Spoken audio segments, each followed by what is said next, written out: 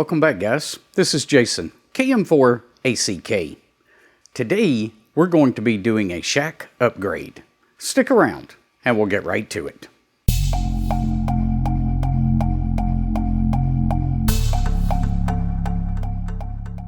Today, I want to give special recognition to these guys. Each of them has supported the channel for over 2 years. If you'd like to help support the channel, I'll leave a link to Patreon down in the description below. Back earlier this year, I did a complete rework of the desk space that I have behind me that houses all of the radios. One of the things I did during that upgrade is I pulled out the old SLA battery that I had been using and had planned to go ahead and purchase a lithium iron phosphate battery and get that put back into its place. I just never got around to it. So I'm finally back on that project, and let's see if we can't get it solved today. But I want to walk you guys through kind of my equipment choices that I made and why you might want to consider this for your shack. So, and we're going to jump over to the bench in just a second so we can take a closer look at this.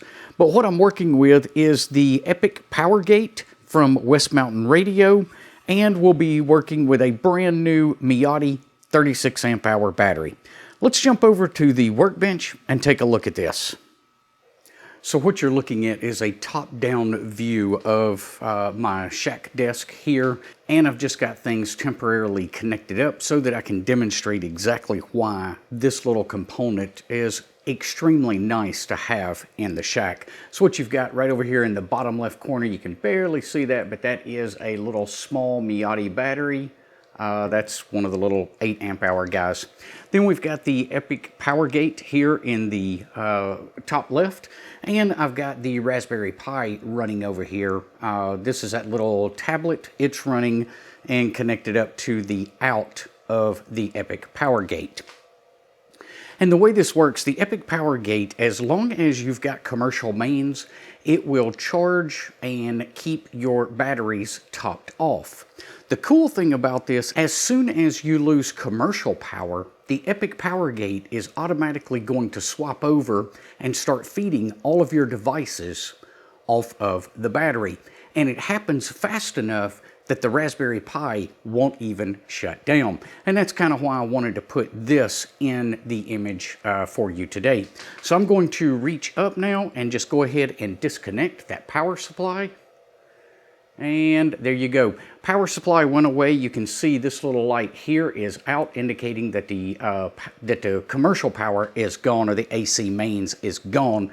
And you'll notice that the Raspberry Pi never even blinked. We still have full control over the Raspberry Pi, and we didn't lose anything at all. Now, if I plug back up to main power supply again, you'll be able to see this light come back on. This light will go back to blue to indicate that it is charging again. So let's just go ahead and demonstrate that real quick, and you'll see that the power supply light came back on, and now this is blue telling us that we're recharging the battery.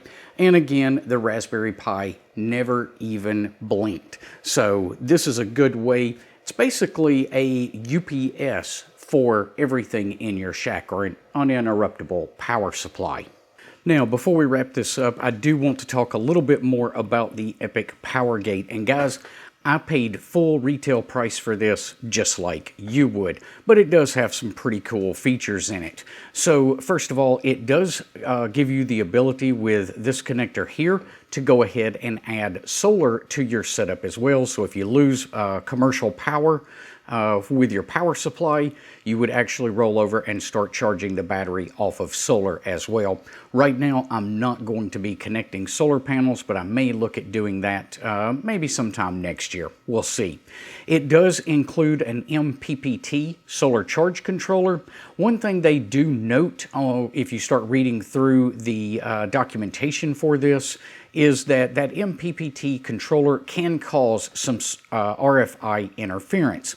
If that happens, they do give you a little suspend button right here, and you can suspend charging while you're operating. There's a few different modes this thing will operate in, but that's kind of a nice addition that they gave us the ability to just press one button and not have to disconnect anything. Now, how will I wire this up right now? Well, obviously my power supply is going to come into this connector here. The battery will be connected to this side here. From the out, I am going to come out of this device and come over to a distribution block that's already installed in on the back of my desk here. So this will go over to the rig runner, and then the rig runner will feed everything else that you see in the shack. Now, one thing to take into consideration before tackling a project like this is what are your power needs. That's going to help you size the battery that you need. In my case, I would love to have had a 100 amp hour battery. I just really didn't have the space for it, and I didn't want to start moving things around to accommodate it.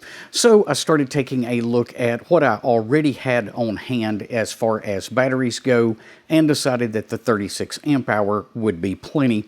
I've basically got 3 radios that run all the time behind me. This one here is the new WinLink gateway that we just built on the channel.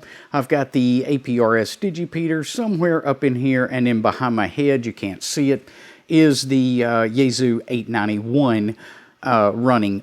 So all 3 of those radios pretty much run 24/7 around here, and if you look at the power consumption, those with the Raspberry Pis, it's somewhere around 3 amps when they're all in receive. Now, we're not going to get into calculating when they all start transmitting, but for receive, we're running somewhere around 3, maybe just a touch over 3 amps.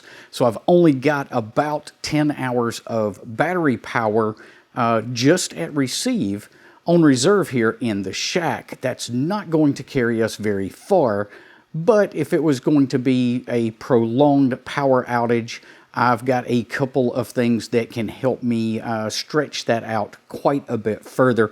First of all, I've got several other batteries that we could swap in and out.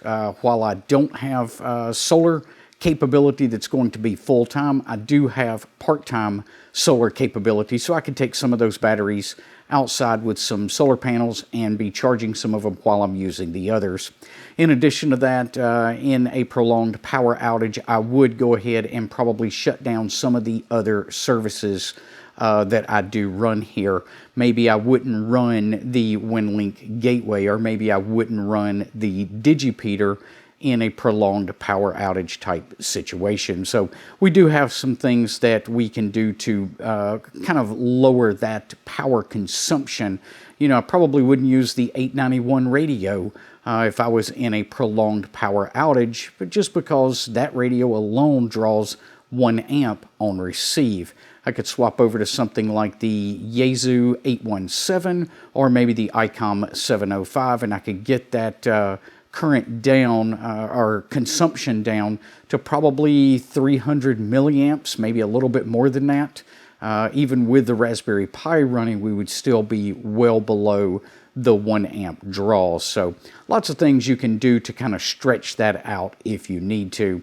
But you do need to take into consideration how much power you think you're going to need should you be faced with a prolonged power outage. Alright guys, I hope you enjoyed this video. If you found the information helpful, be sure to give us a thumbs up down below before you head off. We will see you guys on the next one. Until then, 7-3. But you do want to take into consideration what your consumption, how much consumption you would need to... That's terrible. Now, one thing to take into consideration if you do consider a project like this is how much...